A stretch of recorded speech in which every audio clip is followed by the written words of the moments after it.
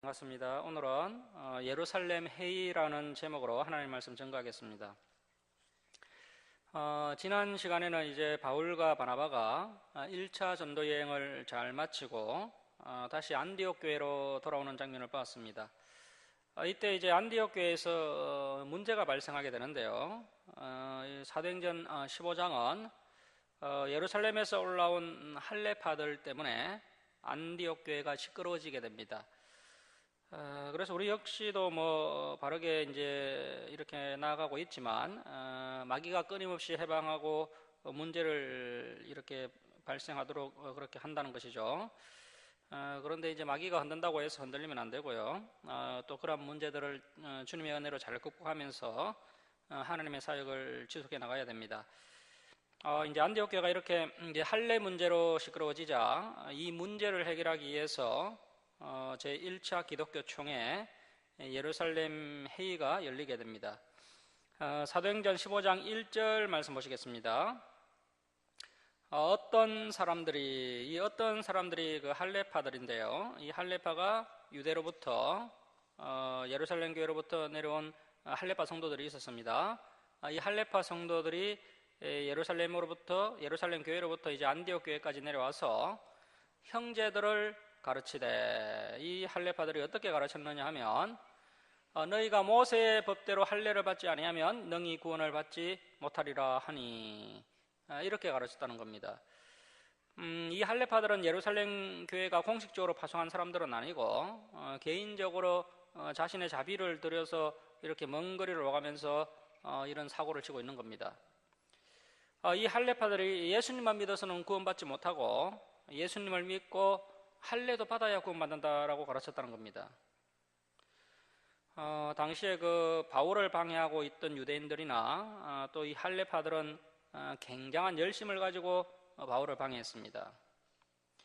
자신들이 진리의 길을 가고 있다고 착각하고 열심을 가지고 이렇게 바울을 방해하니까 바울이 참 힘이 많이 드는 것이죠. 자, 그런데 이 바울은 이 사람들이 방해한다고 해서 무너지지 않습니다. 오히려 바울의 열심이 이 할례파들의 열심을 이겨버립니다. 자, 2절 보십시오. 바울 및 바나바와 그들 사이에 적지 아니한 다툼과 변론이 일어난지라. 그래서 이제 바울이 잘못된 가르침 앞에서 이렇게 지지 않고 이제 열심히 변론하는데요. 형제들이 이 문제에 대하여 바울과 바나바 및 그 중에 몇 사람을 예루살렘에 있는 사도와 장로들에게 보내기로 작정하니라. 바울과 바나바와 또 할례파들 사이에 이렇게 큰 다툼과 변론이 일어나게 됩니다. 이것을 지켜본 또 안디옥 교회 성도들이 이 문제를 해결하기 위해서 이제 예루살렘 교회에 있는 사도와 장로들에게 이 할례 문제를 공식적으로 통보해서 이제 해결하기로 합니다. 자, 3절 보십시오. 그들이 이제 바울과 바나바가 안디옥 교회의 전송을 받고 베니게와 사마리아로 다니며 이방인들이 죽게 돌아온 일을 말하여 형제들을 다 크게 기쁘게 하더라. 이 바울과 바나바는 예루살렘으로 내려가는 길에 1차 전도 여행에 대한 아름다운 결과를 다른 성도들과 공유합니다. 그래서 이제 진리 가운데 하나님과 마음이 통하는 사람들은 이방인이 전도되어서 주님께로 돌아온 것으로 인해서 크게 기뻐하는 것을 볼 수 있습니다. 자, 4절 보십시오.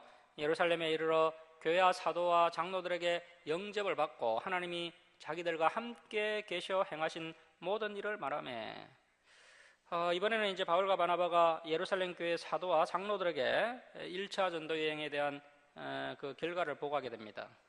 자, 5절 말씀에 바리새파 중에 어떤 믿는 사람들, 그러니까 이제 바리새파 출신이면서 할례파 기독교인이 된 것이죠.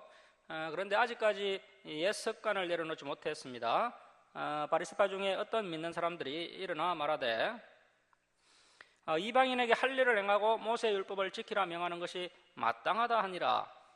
사도와 장로들이 이 일을 의논하러 모여 많은 변론이 있은 후에 베드로가 일어나 말하되 형제들아 너희도 알거니와, 이렇게 하면서 이제 베드로가 그 지난번에 로마 백부장 고넬료 집에 복음을 전해서 그 이방인들이 해심한 사건을 다시 한번 언급합니다. 자, 너희도 알거니와 하나님이 이방인들로 내 입에서 복음의 말씀을 들어 믿게 하시려고 오래전부터 너희 가운데서 나를 택하시고 또 마음을 아시는 하나님, 자, 이 베드로는 육체의 할례가 중요한 것이 아니고 마음의 할례면 충분하다는 식으로 이야기하고 있는데요. 마음을 아시는 하나님이 우리에게와 같이 그 이방인들에게도 성령을 주어 증언하시고, 베드로가 다시 한번 그 이방인들이 회심하고 성령 받은 사건을 언급합니다. 자, 9절 보시면 믿음으로 그들의 마음을 깨끗이 하사, 이것이 마음의 할례입니다. 마음의 할례면 충분하다는 겁니다. 믿음으로 그들의 마음을 깨끗이 하사 그 이방인들이나 우리 유대인이나 차별하지 아니하셨느니라. 그런데 지금 너희가 어찌하여 하나님을 시험하여 우리 조상과 우리도 능히 매지 못하던 멍에를 그 이방인 제자들의 목에 두려느냐. 그러나 우리는 그들이 우리와 동일하게 주 예수의 은혜로 구원받는 줄을 믿노라 하니라. 자, 이렇게 이제 베드로가 할례가 중요한 것이 아니고 예수님의 은혜로 구원받는다고 이렇게 분명하게 이야기합니다. 자, 이제 12절을 보시면 이제 바나바 또 바울의 이야기를 합니다. 온 무리가 가만히 있어 바나바와 바울이 하나님께 자기들로 말미암아 이방인 중에 행하신 표적과 기사에 관하여 말하는 것을 듣더니, 그래서 이제 가장 먼저 베드로가 이제 증언을 하고, 그리고 다시 또 이제 바나바 바울이 증언하고 나서 이제 마지막에는 이제 야고보 장로님이 이제 최종적으로 정리를 하게 되는데요. 자, 13절 보십시오. 바나바 바울이 말을 마침에 야고보, 이 야고보는 예수님의 동생 야고보입니다. 야고보 사도는 이미 순교를 했고요. 이 야고보는 예수님의 육신의 동생 야고보 장로님입니다. 야고보가 대답하여 이르되 형제들아 내 말을 들으라.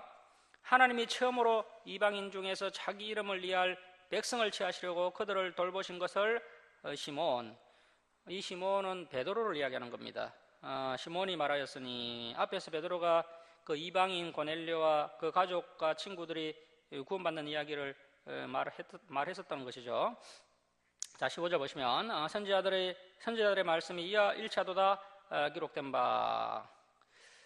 이제 야고보가 이제 아모스 9장 11절 12절을 인용하는데요. 우리 16절부터 18절까지 함께 읽겠습니다. 시작. 이후에 내가 돌아와서 다윗의 무너진 장막을 다시 지으며 또 그 허물어진 것을 다시 지어 일으키리니 이는 그 남은 사람들과 내 이름으로 일컬음을 받는 모든 이방인들로 주를 찾게 하려 함이라 하셨으니, 즉 예로부터 이것을 알게 하시는 주의 말씀이라 함과 같으니라. 여기까지가 이제 아모스 인용 구절입니다. 자, 이제 야고보 장로님이 이제 결론을 짓습니다. 19절 말씀 보시면, 그러므로 내 의견에는 이방인 중에서 하나님께로 돌아오는 자들을 괴롭게 하지 말고, 무엇으로 괴롭게 하지 말자는 겁니까? 할례로 더 이상 괴롭게 하지 말자. 이것이 이제 예루살렘 회의의 결론입니다. 이제부터는 구원의 문제에 있어서 절대 할례도 받아야 구원받는다, 그런 말 하지 않기로 결정이 난 겁니다.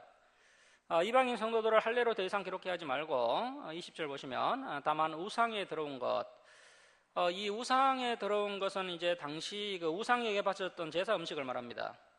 우상신들에게 제물로 바쳐졌던 그 음식들이 이제 시장에 많이 유통되고 있었는데요. 그 제사 음식을 조심해야 한다는 겁니다.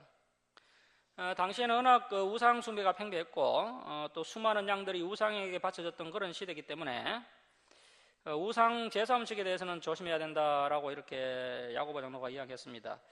그런데 이 부분은 또 이제 나중에 고린도전서 8장과 또 갈라디아서 2장에 보면 사도 바울은 또 각자의 양심에 맡김으로써 이제 보다 자유로운 입장을 취하는 것을 볼 수가 있습니다. 그래서 이제 우상 음식을 먹고 안 먹고 문제보다는 우상 숭배로 인해서 신앙이 빗나가는 것을 경계해야 됩니다. 자, 우상에 들어온 것과 음행과 기독교인이 되어서 음행을 저질러서는 안 된다는 겁니다. 당시에 그 헬라 문화가 워낙 참 음란했기 때문에 그 헬라 문화에 물들어서 음행을 해서는 안 된다, 이렇게 야고보가 이야기하고요. 그리고 이제 목매어 죽인 것과 피를 멀리하라, 이런 말씀도 이제 구약 성경을 모르면 좀 이해하기 어려운 말씀이죠. 현재 예수님께서 부활 승천하시고 성령께서 임하셔서 이제 교회 시대, 신약의 시대가 본격적으로 도래했습니다. 그렇게 해서 이제 1차 기독교 총회가 열렸고, 그 1차 기독교 총회 회의의 결론이 바로 이것이었다는 겁니다. 그래서 이제 목매어 죽인 것과 피를 멀리하라고 이렇게 결론이 났다는 것이죠. 율법에서 가장 경계하고 있는 것은 피와 기름을 멀리하라고 이렇게 말씀하는 것을 볼 수 있습니다. 피와 기름을 멀리해라. 그런데 또 그 중에서 계속해서 강조하는 것은 피를 멀리해라. 그 피에 생명의 근원이 있기 때문에 비록 정결한 짐승인 그 양이나 소고기를 먹는다 할지라도 반드시 피는 싹 빼고 먹어라. 이렇게 이제 구약 성경에서 여러 차례 강조하고 있습니다. 그리고 이제 목매어 죽인 것을 먹지 말라고 강조하는데요. 이것은 사실은 피를 멀리하라는 말과 똑같은 말씀입니다. 짐승이 올가미에 걸려 죽으면 피가 몸속에서 그대로 다 굳어버립니다. 그래서 올가미에 걸린 고기를 먹으면 사람이 그 짐승의 피를 다 먹는 것과 같은 것이죠. 오늘날 우리는 이제 이 피를 먹지 말라는 이 말씀에 대해서 우리가 좀 고민을 해봐야 되는데요. 이것은 이제 우리의 구원의 문제와는 전혀 관계가 없는 그런 부분입니다. 단지 이제 우리의 건강 관리 차원에서 우리가 접근을 해야 되는 것이고요. 어떤 의학 박사는 피를 안 먹는 것이 좋다고 건강에 유익하다고 주장하고 있습니다. 왜냐하면은 피에는 온갖 노폐물이 많아서 오히려 이제 피를 먹으면 건강에 해롭다는 겁니다. 그리고 또 요새 이제 그 삼층성을 이제 바로 삼층성을 잡아서 피를 바로 마시는 그런 사람들이 있는데요. 기생충에 감염될 수 있기 때문에 그런 피를 안 마시는 것이 좋습니다. 목매어 죽인 것과 피를 멀리하라고 편지하는 것이 옳으니. 자, 이렇게 해서 이제 제1차 예루살렘 기독교 회의의 결론이 나게 됩니다. 그래서 이제 이 부분을 통해서 우리가 좀 생각해 볼 수 있는 것은 당시 사도들과 교회 지도자들이 이방인들이 하나님께로 돌아올 때 그 교회의 문턱을 낮추어 주었다는 겁니다. 이방인들이 하나님께로 돌아옴에 있어서 교회의 문턱을 낮추어 주었다는 데 의의가 있습니다. 그래서 이제 우리도 이제 구약 성경에서 요한계시록까지 이렇게 공부를 하다 보면 오히려 우리 주사랑교회의 문턱이 높아질 수가 있습니다. 그래서 우리가 그런 것을 매우 조심해야 됩니다. 이제 막 처음으로 교회에 나오신 분한테 이미 이게 이 성경 66권에 통달한 수준의 것을 요구하면 안 된다는 겁니다. 반드시 처음 믿음 생활하는 분들에게는 문턱을 낮추어 줘야 됩니다. 그래서 새신자들에게 절대 부담을 주면 안 됩니다. 하나님께로 돌아옴에 있어서 문턱을 낮추어 주어야 한다는 겁니다. 그런데 또 문턱을 너무 낮춘다고 해서 또 진리까지 훼손하면 안 됩니다. 진리를 훼손시키지 않는 선에서 문턱을 낮추어 줘야 됩니다. 자, 21절 말씀 보십시오. 이는 예로부터 각 성에서 이미 이제 전 세계에 이제 디아스포라 유대인들이 워낙 많이 퍼져 있었기 때문에요. 전 세계 각 성마다 유대인의 해당이 있었습니다. 그 해당에서 이제 구약 성경을 가르치고 있었는데요. 자, 그래서 이제 각 성에서 모세를 전하는 자가 있어, 특히 이제 오경을 가르치는 자가 있어 안식일마다 해당해서 그 글을 읽음이라 하더라. 이미 각 해당에서 구약 성경을 가르쳐서 이 구약 성경이 이제 어느 정도 보편화가 되어 있기 때문에 일단은 이 교회의 문턱을 좀 낮추어서 하나님께로 돌아오는 자들에게 부담을 주지 않는 것이 교회의 덕이 되지 않겠느냐, 이렇게 이제 결론을 내렸다는 겁니다. 자, 22절입니다.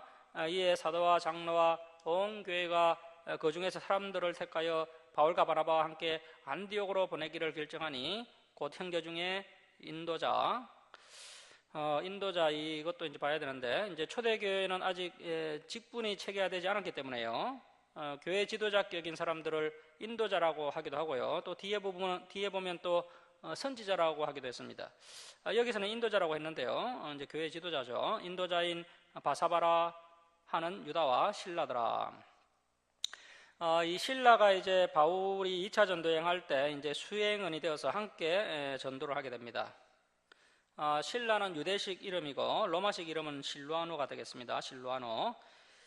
그래서 이제 사건 당사자인 이 바울과 바나바가 이번 그 예루살렘 회의의 결과를 보고하는 것보다는 예루살렘 교회에서 공식적으로 파송한 유다와 실라가 그 안디옥 교회 성도들에게 보고를 하면 훨씬 더 공신력이 있기 때문에 이렇게 이제 유다와 실라를 안디옥 교회로 보내게 됩니다.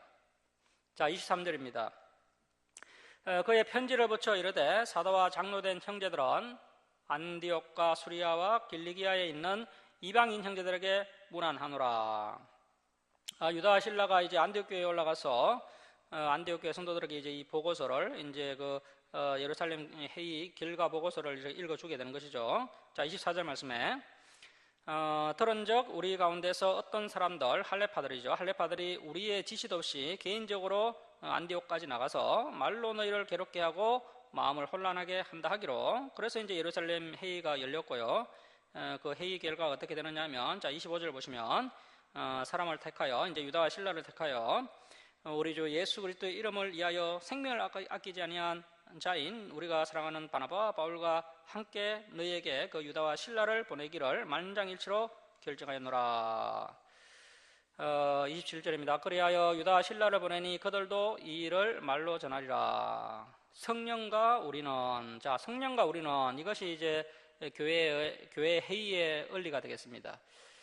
이 예루살렘 회의 제1차 기독교 총회가 근위가 있는 것은 단순히 사도들과 성도들이 결정한 사항이 아니고 이 교회 회의에 성령께서 함께 하셨기 때문에 그 교회 회의가 영적인 근위가 있다는 겁니다.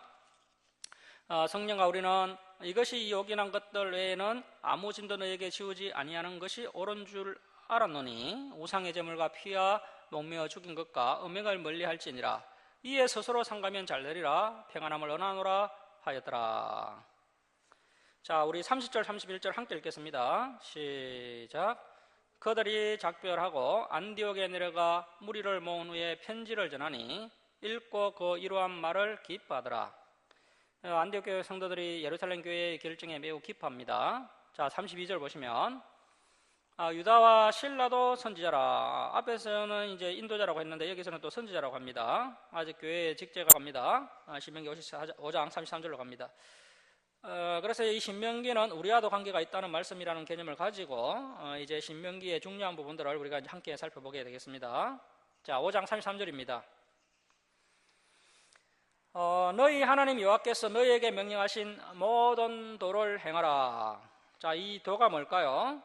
5장에 10계명이 나오죠. 그래서 이제 내일 제가 이제 강조하고 반복해서 말씀드린 것처럼 이 레위기의 핵심이 뭡니까? 10계명입니다. 10계명. 레위기의 핵심은 10계명, 그리고 또 신의 산 언약, 또 그것을 더 구체화시킨 것이 레위기. 그래서 이제 현재 모세가 레위기를 설교하시기 때문에 사본을 보고 번역을 했기 때문에 이 34절의 내용이 없습니다. 그래서 34절이 있는 것보다는 이제 없는 것이 더 이제 음본에 가깝다고 할 수 있고요. 이제 킹 제임스 버전 성경책은 34절이 있는데 그것은 이제 후대의 내용이 더 첨가된 것으로 볼 수가 있습니다. 자, 35절 말씀 보십시오. 바울과 바나바는 이제 바울의 이름이 먼저 언급이 되고 있죠. 이렇게 해서 이제 자연스럽게 바울이 이제 선두에 서게 됩니다.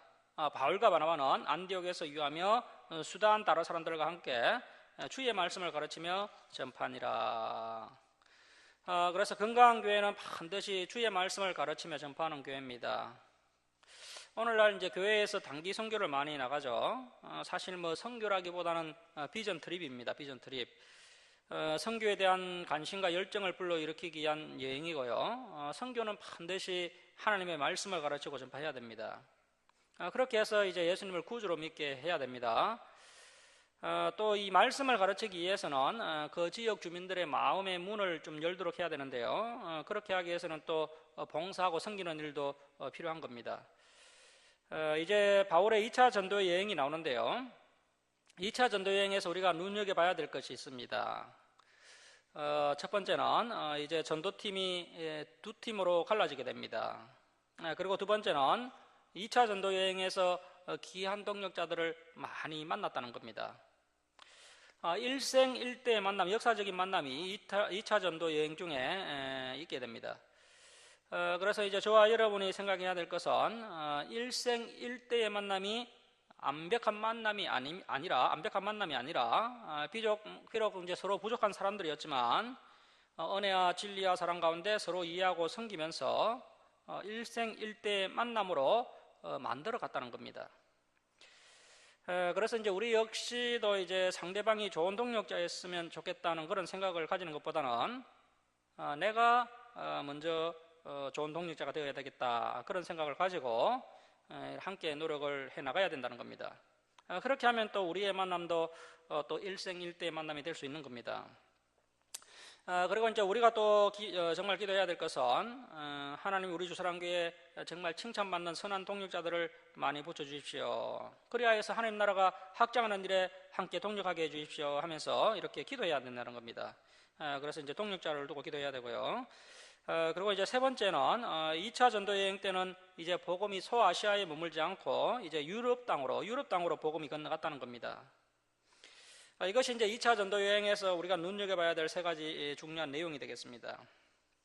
자, 그리고 이제 2차 전도 여행 때는 정말 바울이 놀랍게 쓰임받는 장면들이 나오고 있습니다. 이때 이제 바울의 나이가 한 40대 중반 정도 넘어선 것 같습니다. 그래서 이제 40대 중반은 좀 넘어서야 본격적으로 하나님께 쓰임받게 되는 것이 아닌가 이렇게 생각이 되는데요. 바울이 이제 40대 중반이 되어서 이렇게 귀하게 쓰임받을 수 있었던 것은 그만큼 바울이 어릴 적부터 잘 준비되어 있었다는 겁니다.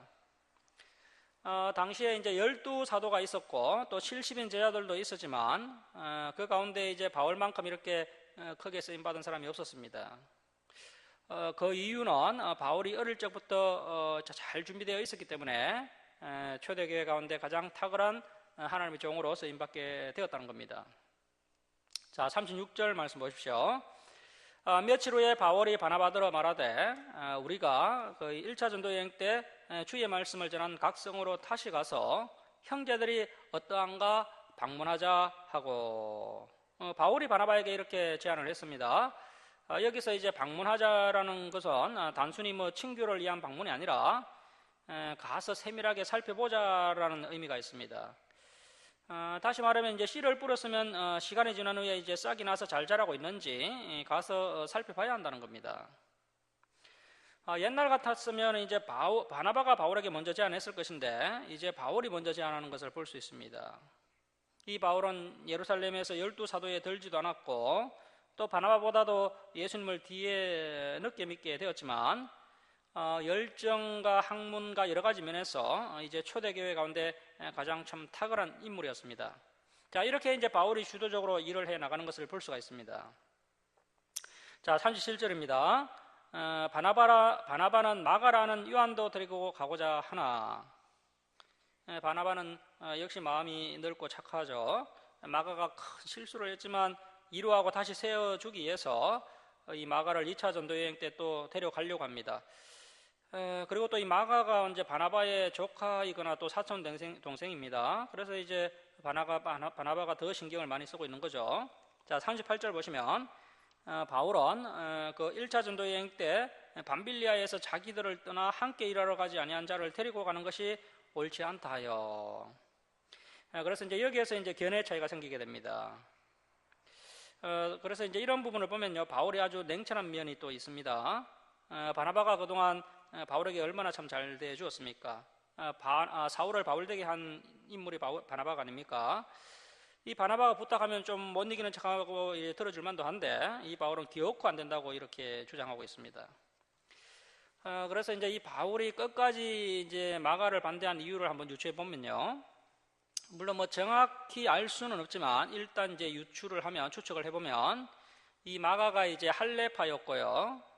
그래서 이제 바울이 이방인이 주님께 들어오면 곧바로 이제 바울이 이렇게 할례를 주니까 이 마가가 이제 그런 바울의 모습을 못마땅하게 생각해서 이제 중간에 돌아갔는데 또 이제 마가는 분명히 예루살렘에 돌아가서 다른 할례파들에게 이 마가에 대한 이야기를 했을 것이라는 거죠. 그래서 이 할례파들이 예루살렘 교회가 공식적으로 파송을 하지 않았는데도 이 안디옥 교회에 와서 이제 그 앞에 있었던 그런 분쟁을 일으키고 난리를 쳤기 때문에 이 바울의 마음이 많이 상했던 것이 아닌가, 이렇게도 한번 생각해 볼 수 있다는 겁니다.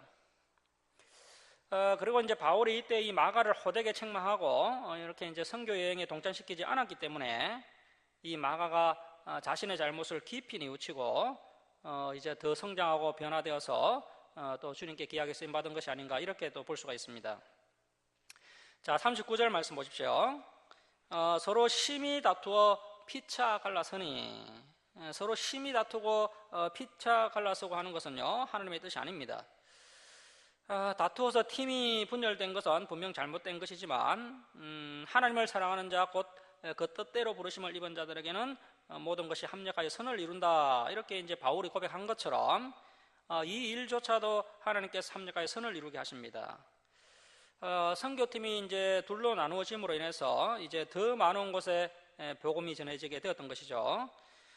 서로 심히 다투어 피차 갈라서니 바나바는 마가를 데리고 배 타고 구브로로 가고, 그래서 이제 바나바는 마가와 함께 자신의 고향인 구브로로 이렇게 이제 가고요. 이렇게 바울도 이제 자신의 고향 쪽으로 먼저 전도 여행을 떠나는데요. 이제 이후에는 이제 성경에 보면 이제 바나바의 행적이 더 이상 이 성경에 나오지 않고 있습니다. 이제는 이제 바울을 중심으로 바울의 행적이 나오고요. 그 어디에도 이 바나바의 행적은 나오지 않습니다. 이후에 이제 바울 서신을 살펴보다 보면 바울이 바나바의 이름을 몇 번 언급하는 것을 볼 수가 있습니다. 대개 이제 긍정적으로 바나바의 이름을 언급하고 있는 것을 봤을 때 이 바울과 바나바가 일시적으로 서로 다투었다 뿐이지 뭐 한 번 다투었다고 이제 이 감정을 계속 극복하지 못하고 언수로 지낸 것이 아니었다는 겁니다. 한 번 다투었을 뿐이지 이제 그 다음에는 서로를 귀한 동력자로 여전히 생각하고 있는 것을 볼 수가 있습니다. 그리고 이제 전성에 의하면 이 이로하는 바나바는 사역을 열심히 감당하다가 이제 말년에 자신의 고향 그 구브로 키프로스 섬에 가서 전도하다가 그 키프로스 섬에서 순교를 했다라고 그렇게 전해지고 있습니다. 자, 40절 보십시오. 바울은 신라, 이 신라는 이제 앞에서 봤었던 그 신라입니다. 예루살렘 공의회 그 결과 보고를 했던 그 신라, 예루살렘으로 이제 돌아갔다가 바울이 불러서 다시 안디옥으로 올라온 것 같습니다. 바울이 신라를 택한 후에 형제들에게 주의 은혜의 부탁함을 받고 떠나 이제 신라가 바울의 선교 여행에 동참을 하게 됩니다. 그래서 이제 안디옥 교회 성도들이 바울과 신라를 파송하면서 주의 은혜가 바울과 신라와 함께 하시기를 원합니다 하면서 응원해주고 기도해주면서 이 바울과 신라를 이제 파송하게 됩니다. 그런 면에서 보면 참 이 안디옥 교회가 아주 성숙한 교회죠. 전도자를 파송하는 교회이고요. 전도자를 파송하려면 이제 재정적으로 좀 여유가 있어야 됩니다. 그리고 또 이제 바울과 바나바 같은 지도자가 없어도 그러니까 이제 담임 목회자가 없어도 교회가 흔들리지 않는 참 그런 아주 성숙한 교회였다는 겁니다. 자, 이렇게 해서 이제 바나바 마가는 배를 타고 구브로로 가고요. 바울과 신라는 이제 육로로 이제 올라가게 됩니다. 그래서 이제 성경을 전체적으로 보면 이 신라 역시도 예루살렘 교회에서 아주 인정받는 지도자였습니다. 나중에 보면 이제 베드로 전서를 이 신라가 베드로를 대신해서 이제 대피를 해 줍니다. 그러한 것을 보면 이 신라가요 헬라어에 아주 능통한 것을 알 수가 있습니다. 그리고 또 이 신라가 로마 시민권이 있었던 것으로 보입니다. 바울이 바나바와 팀이 나누어져서 힘이 약화될 수 있었지만 하나님의 섭리로 또 신라라는 준비된 동역자를 이렇게 만나게 하셔서 이제 바울에게 큰 힘이 되는 것을 볼 수가 있습니다. 자, 41절 말씀 보시면 이제 본격적으로 2차 전도 여행이 시작이 되는데요. 한 PPT 한번 띄워보십시오. 2차 전도 여행 PPT가 있을 겁니다. 밑에 깔아놨을 것 같은데. 수리아와 길리기아 2차 전도 여행 행적을 보시면 수리아와 길리기아로 다니며 교회들을 경고하게 하니라. 그래서 이제 그 수리아 길리기아 나온 데까지 좀 띄워주시고요. 자, 이제 16장으로 넘어갑니다. 16장. 이제 지도 보면서 따라오시기 바랍니다. 바울이 이제 드베아 루스드라. 이 루스드라는 이제 바울이 이제 그 1차 전도 여행 때 돌에 맞아서 죽을 뻔했던 그곳이죠.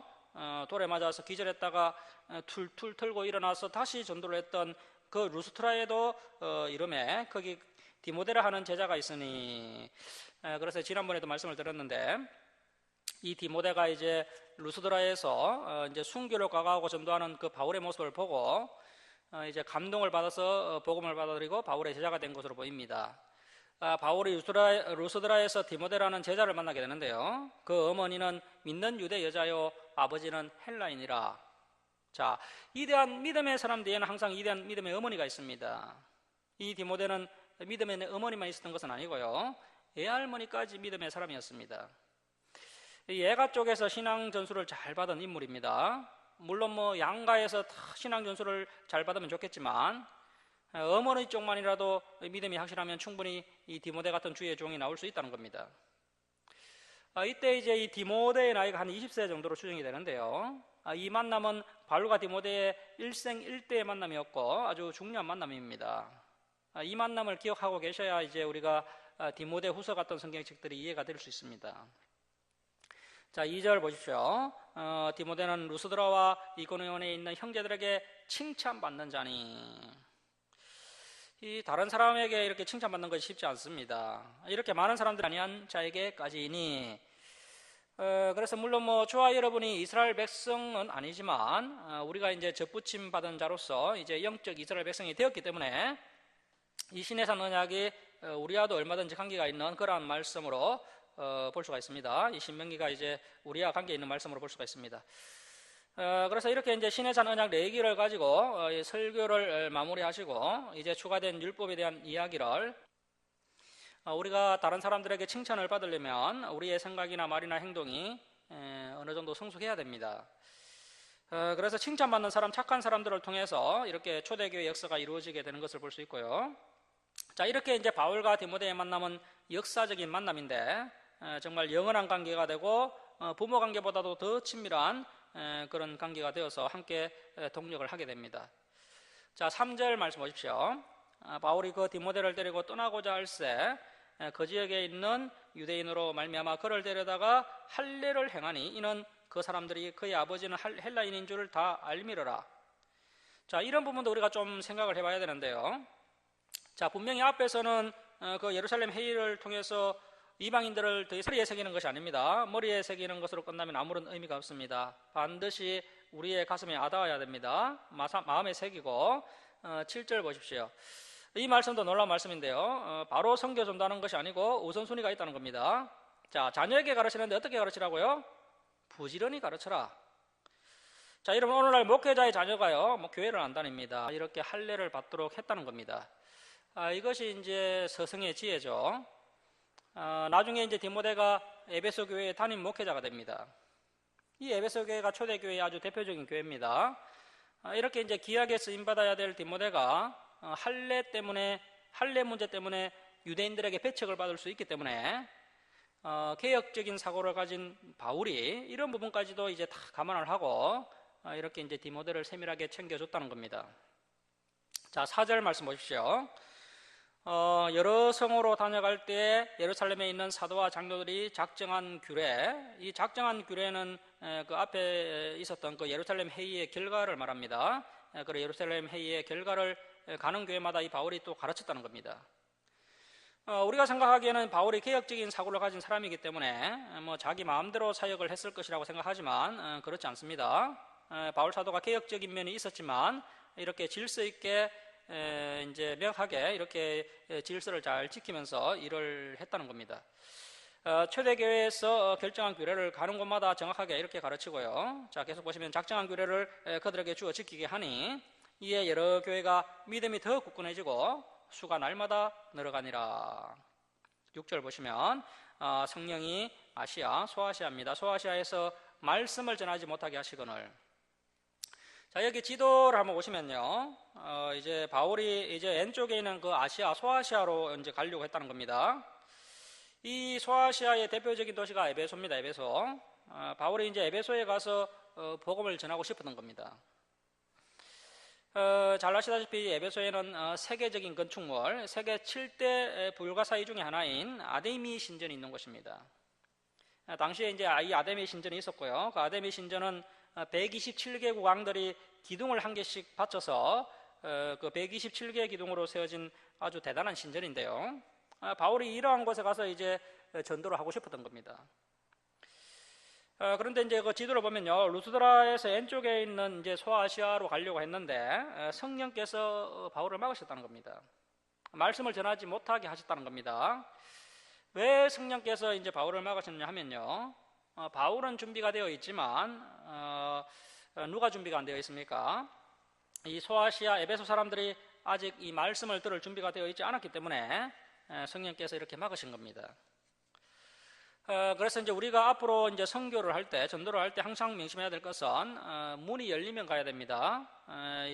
선교를 할 때는 이제 강제로 우리가 열고 가면 안 되고요. 반드시 선교의 문이 열리면 우리가 가야 됩니다.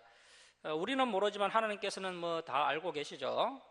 내가 준비되어 있다 할지라도 상대방이 준비가 안 되어 있을 수 있습니다. 그래서 하나님께서 아직은 에베소 사람들이 들을 준비가 안 되어 있다는 것을 다 알고 계시기 때문에 에베소로 이제 아시아로 이렇게 가지 못하도록 막으십니다. 나중에 보면 이제 에베소가 이제 들을 준비가 되었을 때 이제 성령께서 허락하시고 바울이 이 에베소에 가서 복음을 전하는 것을 볼 수 있습니다. 그래서 이제 이런 선교도 다 때가 있는 것이죠. 전하는 사람이 준비되는 것도 중요하지만 말씀을 받을 사람이 준비되는 것도 중요하다는 겁니다. 자, 6절 계속 보시면 그들이 부르기아와 갈라디아 땅으로 다녀가, 자 7절입니다.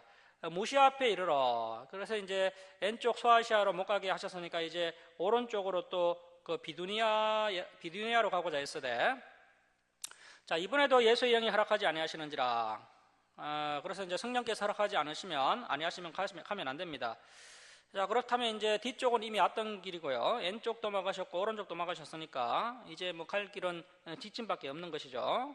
그래서 이제 바울이 직진을 합니다.